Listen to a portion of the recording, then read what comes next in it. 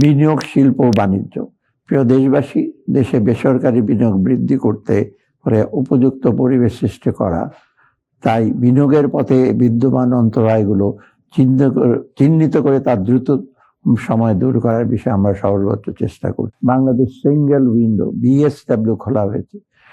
বিদেশি বিনিয়োগ বৃদ্ধির জন্য বিনিয়োগকারীদের জন্য একটি পাইপলাইন তৈরি করা হচ্ছে। এর মাধ্যমে বিনিয়োগের প্রতিশ্রুতিকে ট্র্যাকিং এর মাধ্যমে প্রকৃত বিনিয়োগে রূপান্তর করা হবে। এছাড়া দেশের সম্ভাবনাময় ক্ষেত্রসমূহে সরকারি বেসরকারি অংশীদারত্বের মাধ্যমে বিনিয়োগ প্রকল্প বাস্তবায়নে উৎসাহিত করার দিকেও আমরা বিশেষ নজর দিচ্ছি। এ লক্ষ্যে পাবলিক প্রাইভেট পার্টনারশিপের তহবিল হিসাবে আগামী অর্থ বৎসরে 5,040 কোটি টাকা বরাদ্দ রাখার প্রস্তাব করছি। প্রিয় দেশবাসী, সরকারি বিনিয়োগের ক্ষেত্রে কম গুরুত্বপূর্ণ ও রাজনৈতিক বিবেচনায় গৃহীত বেশ কিছু প্রকল্প বাদ দেওয়া হয়েছে। বিনিয়োগ প্রকল্প গ্রহণের ফলে গ্রিন হাউস গ্যাস নিঃসরণ হ্রাস বৃদ্ধি, অর্থাৎ পরিবেশ ও প্রতিবেশের উপর প্রভাব নিরূপণে এবং জলবায়ু পরিবর্তনের কারণে সৃষ্ট দুর্যোগের প্রভাব মোকাবিলায় বিবেচ্য প্রকল্প কতটুকু সহনশীল তা প্রকল্প প্রক্রিয়াকরণের সময় যাচাই ও মূল্যায়ন করা হচ্ছে।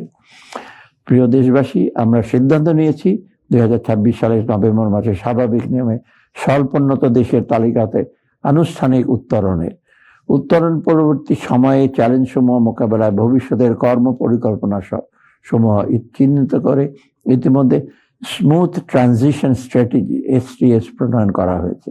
বাণিজ্যিক খাতের প্রতিযোগিতা সক্ষমতা বৃদ্ধির লক্ষ্যে লজিস্টিক্স খাতের উন্নয়ন সহ স্বল্প ও দীর্ঘমেয়াদী পরিকল্পনা গ্রহণ করা হচ্ছে এবং বাণিজ্য সম্ভাবনাময় বিভিন্ন দেশ ও আঞ্চলিক অর্থনৈতিক জোটের সাথে বাণিজ্য চুক্তি স্বাক্ষর সহ বিভিন্ন পদক্ষেপ বাস্তবায়নের কাজ চলমান রয়েছে।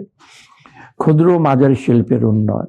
প্রিয় দেশবাসী, 2023-24 অর্থবছরের প্রেক্ষাপট অনুযায়ী বাংলাদেশের GDP-তে কুটির ক্ষুদ্র মাঝারি শিল্পের অবদান প্রায় 11.89%।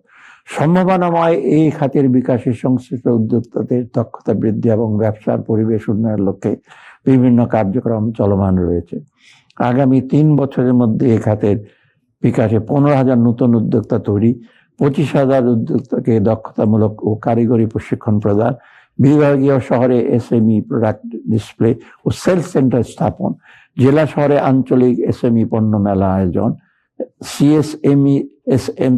SMEর উদ্যোক্তাদের কেন্দ্রীয় ডাটাবেস প্রতিষ্ঠা, নারী উদ্যোক্তা সহ প্রান্তিক পর্যায়ে CMSMEর খাতের 10,000 উদ্যোক্তাকে 1,000 কোটি টাকা ঋণ বিতরণ, ডিজিটাল প্ল্যাটফর্মের মাধ্যমে 3,000 নারী উদ্যোক্তাদের সাথে কর্পোরেট ক্রেতা প্রতিষ্ঠানের সংযোগ স্থাপন ইত্যাদি কার্যক্রম বাস্তবায়নের পরিকল্পনা গ্রহণ করা হয়েছে। নারী ও শিশুর কল্যাণ।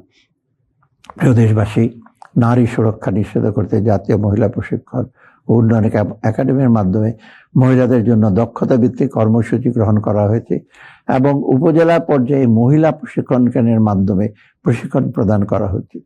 নারীর ক্ষমতায়ন ও দারিদ্র্য বিমোচনে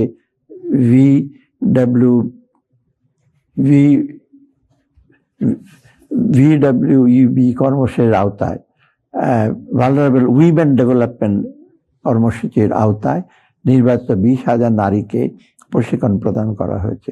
নারী উদ্যোক্তাদের জন্য ব্যবসার পরিবেশ অধিকতর উন্নত করে তাদেরকে অর্থনৈতিক ক্ষমতায়ন সুদৃঢ় করার লক্ষ্যে আগামী অর্থ বছরে 125 কোটি টাকার তহবিল বরাদ্দের প্রস্তাব করছি।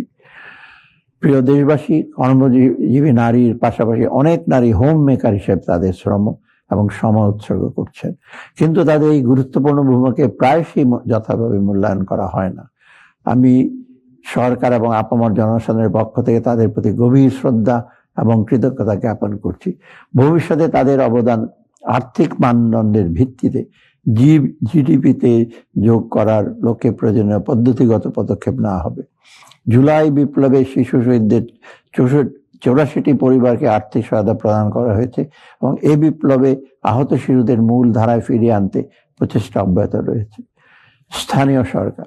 প্রদেশবাসী, যাতায়াত ও পরিবহন ব্যবস্থার উন্নয়ন, জন্ম ও মৃত্যু নিবন্ধন, প্রাথমিক স্বাস্থ্য সেবা প্রদান, পরিবেশ উন্নয়ন, সুপেয় পানির ব্যবস্থা করা ইত্যাদি গুরুত্বপূর্ণ ক্ষেত্রে স্থানীয় সরকারের ব্যবস্থার আওতায় জনগণকে সেবা প্রদান করা হচ্ছে।